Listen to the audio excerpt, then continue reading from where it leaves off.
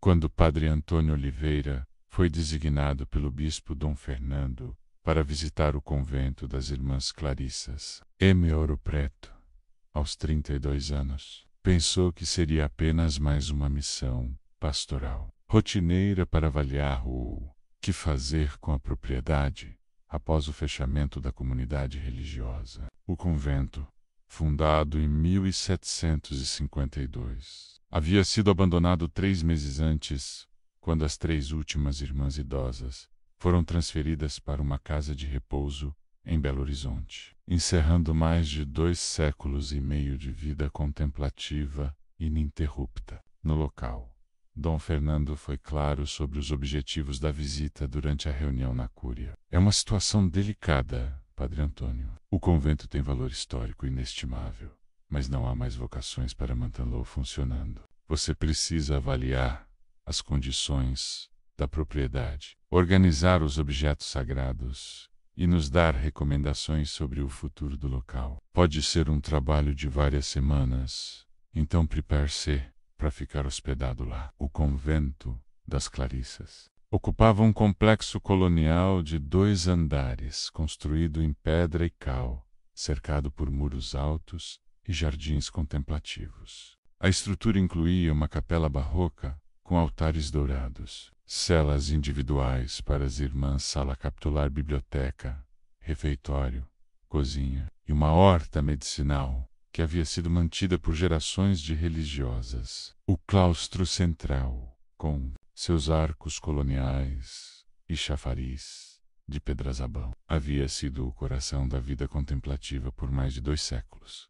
Padre Antônio chegou ao convento numa tarde de quinta-feira, carregando apenas uma mala pequena e seus livros de oração. A Madre Superiora, que havia entregado as chaves, Madre Mercedes, de 86 anos, fez questão de acompanhá-lo numa visita inicial. Este lugar foi nossa vida por décadas, padre, ela disse com voz tremula. Dezenas de irmãs viveram, oraram e morreram aqui. É mais que um prédio, é um santuário onde Deus foi adorado ininterruptamente por 270 anos. Durante a primeira noite, Padre Antônio se instalou na antiga cela da Madre Superiora e começou a revisar os documentos deixados pela comunidade. Havia registros detalhados de todas as irmãs que haviam vivido no convento Clínicas da Vida Contemplativa, correspondências com outras casas religiosas e uma biblioteca teológica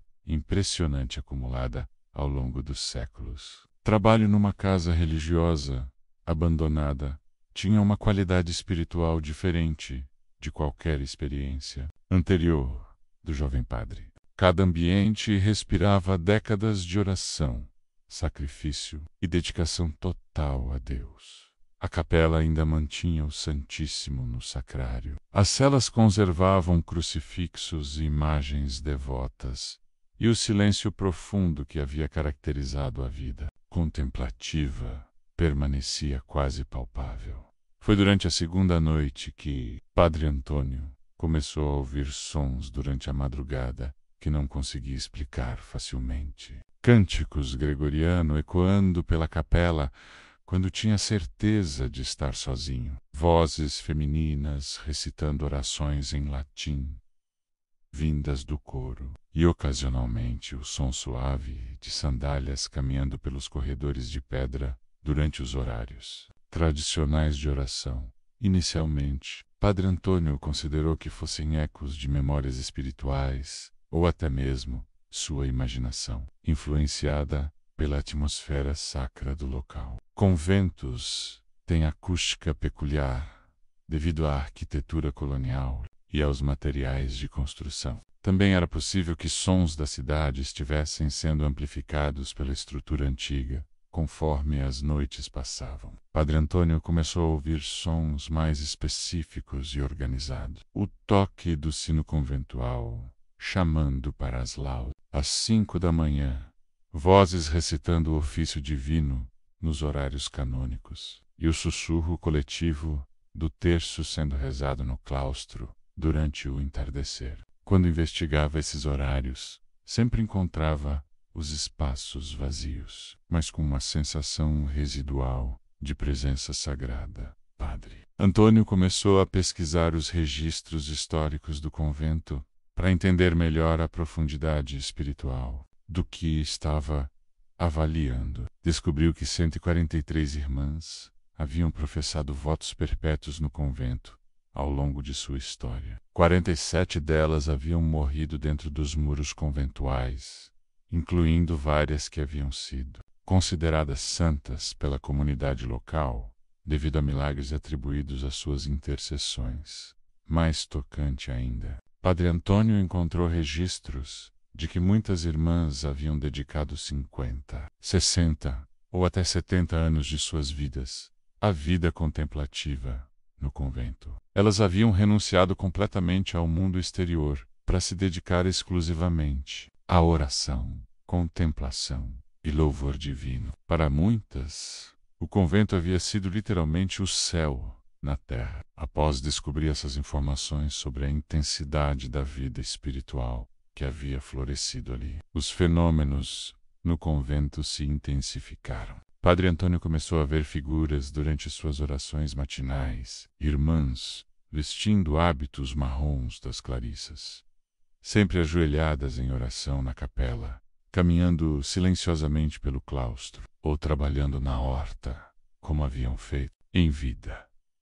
As aparições não eram perturbadoras, mas profundamente consoladoras. As irmãs espectrais pareciam estar continuando suas rotinas contemplativas, como se o convento ainda estivesse em pleno funcionamento. Padre Antônio via grupos de religiosas fantasma recitando o ofício divino, outras trabalhando em silêncio na biblioteca, copiando manuscritos. E ocasionalmente uma irmã idosa sorrindo, maternalmente, como se aprovasse sua presença. A aparição mais recorrente era de uma irmã de meia-idade, que sempre aparecia na capela durante a adoração noturna, ajoelhada diante do Santíssimo, em atitude de contemplação profunda. Quando Padre Antônio consultou os registros, descobriu que se tratava provavelmente de Irmã Maria do Divino Coração, que havia passado 62 anos no convento e era conhecida por passar noites inteiras em adoração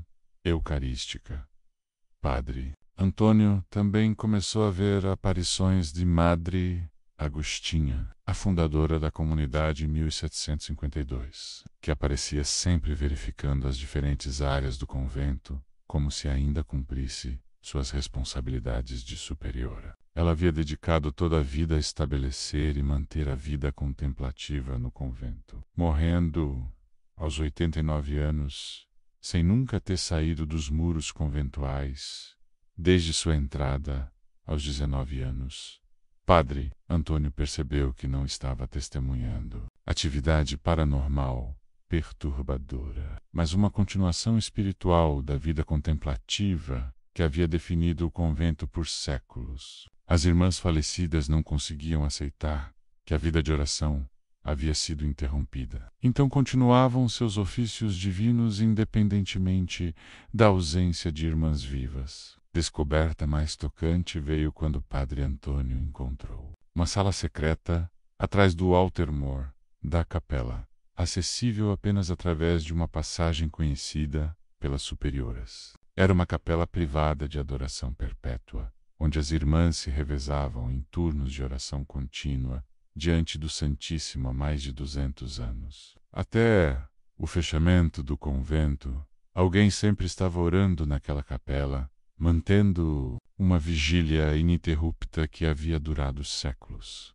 Naquela noite, depois de descobrir a capela secreta, Padre Antônio presenciou uma visão que mudou completamente sua compreensão da situação. Viu dezenas de irmãs fantasma reunidas na capela principal, todas participando de uma missa solene, celebrada por um padre espectral, que claramente havia servido a comunidade em vida. Era uma liturgia eterna, onde vida e morte se uniam na adoração comum a Deus. Padre Antônio entendeu que as aparições não eram almas perdidas ou presas, mas uma comunidade religiosa que havia escolhido continuar sua missão contemplativa, mesmo após a morte. Para elas, a vida religiosa não era limitada pela existência física, menos era uma vocação eterna que transcendia limitações temporais. As irmãs fantasma não pareciam perturbadas pelo fechamento oficial do convento. Continuavam suas orações,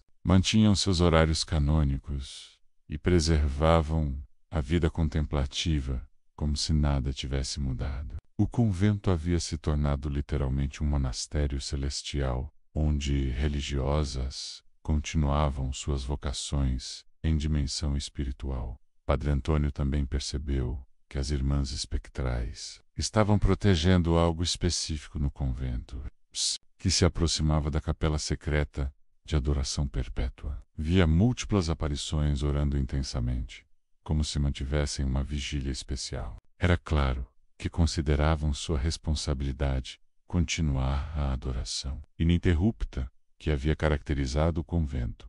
A manifestação mais emocionante aconteceu durante uma madrugada, quando o Padre Antônio decidiu celebrar missa na capela principal, enquanto consagrava a Eucaristia. Teve a clara percepção de estar concelebrando com dezenas de irmãs invisíveis que participavam espiritualmente da liturgia. A atmosfera tornou-se tão sacra que ele sentiu estar realmente celebrando no céu. Padre Antônio tentou se comunicar diretamente com as aparições, especialmente Madre Agostina, que parecia ser a líder espiritual da comunidade fantasma. Durante uma aparição na sala capitular, ele perguntou em voz alta se elas tinham alguma mensagem para o bispo sobre o futuro do convento. Madre Agostina apareceu mais claramente que nunca e, através de gestos, indicou a capela secreta de adoração perpétua. Sua expressão transmitia uma súplica urgente para que a vigília eucarística não fosse interrompida, que o Santíssimo não fosse removido e que o convento continuasse sendo um lugar de oração, mesmo sem irmãs vivas. Padre Antônio percebeu que estava enfrentando uma situação espiritual complexa que transcendia questões administrativas normais. Não se tratava apenas de decidir o destino de um prédio histórico, mas de honrar uma tradição contemplativa que havia criado vínculos eternos entre as religiosas e sua vocação. Irmã Maria do Divino Coração apareceu durante uma de suas vigílias noturnas e apontou para os livros da biblioteca conventual. Quando o Padre Antônio examinou os volumes indicados, encontrou registros de milagres atribuídos às orações das irmãs menos curas, inexplicáveis, conversões e graças espirituais que haviam sido alcançadas através da intercessão da comunidade contemplativa.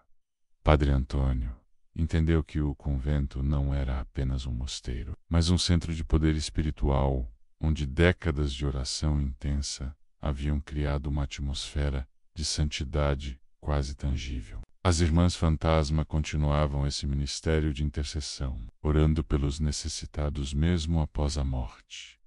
A experiência mais transformadora aconteceu quando o Padre Antônio passou uma noite inteira na capela secreta de adoração perpétua. Durante as horas silenciosas diante do Santíssimo, teve uma experiência mística profunda, onde sentiu a presença real de todas as irmãs que haviam mantido aquela vigília ao longo dos séculos. Era como se participasse de uma corrente ininterrupta de oração que ligava terra e céu. Padre Antônio percebeu que sua avaliação do convento havia se tornado uma jornada espiritual, pessoal. Estava sendo chamado não apenas a administrar propriedade eclesiástica, mas a compreender a natureza eterna da vida contemplativa e a responsabilidade de preservar tradições sagradas. Durante sua terceira semana no convento, Padre Antônio começou a experienciar transformações em sua própria vida espiritual. As orações se tornaram mais profundas, a consciência da presença divina mais aguda e sua compreensão da vida religiosa mais madura. Era como se as irmãs fantasma estivessem servindo como suas mestras espirituais. Padre Antônio também descobriu que sua presença havia intensificado as manifestações espirituais. As irmãs espectrais pareciam reconhecer nele alguém que poderia compreender e honrar sua missão contemplativa. Elas se tornaram mais visíveis e ativas, como se esperassem que ele comunicasse suas necessidades às autoridades eclesiásticas. A pressão de carregar responsabilidade espiritual tão profunda começou a afetar Padre Antônio intensamente. Ele se sentia honrado por ser testemunha da continuidade mística da vida conventual, mas também sobrecarregado pela responsabilidade de tomar decisões que afetariam uma tradição contemplativa de séculos. Padre Antônio passou várias noites orando na capela secreta, pedindo orientação divina sobre como proceder. Durante uma dessas vigílias, teve uma visão clara de Nossa Senhora aparecendo rodeada pelas irmãs fantasma, todas indicando que o convento deveria continuar sendo um lugar de oração perpétua, mesmo que adaptado às necessidades contemporâneas. Após um mês no convento, Padre Antônio voltou à Cúria com uma recomendação que surpreendeu Dom Fernando. Em vez de sugerir venda ou conversão para outro uso, propôs que o convento fosse transformado em um centro de espiritualidade onde leigos pudessem vir para retiros, a adoração eucarística fosse mantida e a tradição contemplativa continuasse. Sob nova forma, Dom Fernando inicialmente resistiu à proposta, considerando-a impraticável financeiramente. Mas quando Padre Antônio descreveu suas experiências espirituais no convento e a importância de preservar a tradição contemplativa, o bispo ficou tocado e concordou em considerar a possibilidade. Padre Antônio organizou visitas de outros padres e religiosos ao convento. Vários relataram experiências espirituais similares, sensação de presença sagrada, percepção de irmãs orando e uma atmosfera de oração que era quase tangível. Foi ficando claro que o convento mantinha uma qualidade espiritual excepcional que deveria ser preservada. 6 meses depois, o convento foi reaberto como Centro de Espiritualidade São Francisco, oferecendo retiros contemplativos, adoração eucarística perpétua e programas de formação espiritual. Padre Antônio foi nomeado diretor espiritual e mudou-se permanentemente para o convento durante a cerimônia de reabertura. Padre Antônio viu Madre Agostinha e dezenas de outras irmãs fantasma observando alegres da janela do coro. Irmã Maria do Divino Coração estava ajoelhada diante do Santíssimo na capela secreta, sorrindo como se orgulhosa de ver a adoração perpétua sendo restaurada. Padre Antônio continuou vendo as irmãs espectrais regularmente, mas agora as entendia como colaboradoras espirituais em vez de aparições misteriosas. Elas participavam invisível, mas ativamente das atividades do centro, intercedendo pelos retirantes e mantendo a atmosfera contemplativa que havia caracterizado o convento por séculos. Hoje, 5 anos depois, o Centro de Espiritualidade São Francisco é reconhecido como um dos lugares de retiro mais procurados de Minas Gerais. Visitantes frequentemente relatam experiências espirituais profundas, sensações de paz inexplicável e ocasionalmente visões de irmãs orando na capela.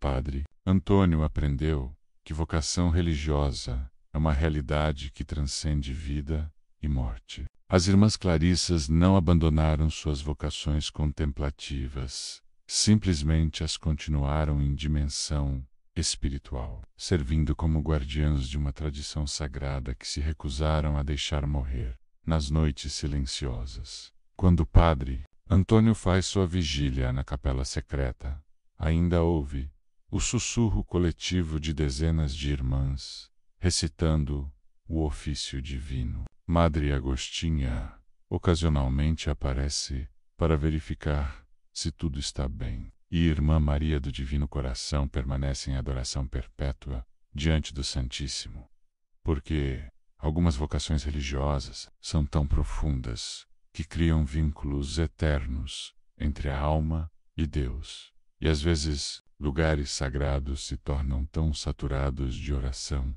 que se transformam em janelas entre céu e terra, onde fronteiras entre vida e morte se dissolvem na contemplação do divino. Verdadeira lição do convento das Clarissas não é sobre fantasmas, mas sobre a natureza eterna da vida contemplativa e a responsabilidade de preservar tradições espirituais que nutrem a alma humana. Padre Antônio descobriu que servir a Deus às vezes significa reconhecer que algumas missões são grandes demais para serem limitadas por uma única existência terrena. O convento permanece como testemunho de que algumas orações nunca terminam. Algumas vigílias nunca cessam e algumas vocações são eternas. As irmãs Clarissas finalmente encontraram que sempre procuraram menos uma união com Deus tão completa que nem mesmo a morte pode interrompê-la, e um lugar onde podem adorar para sempre.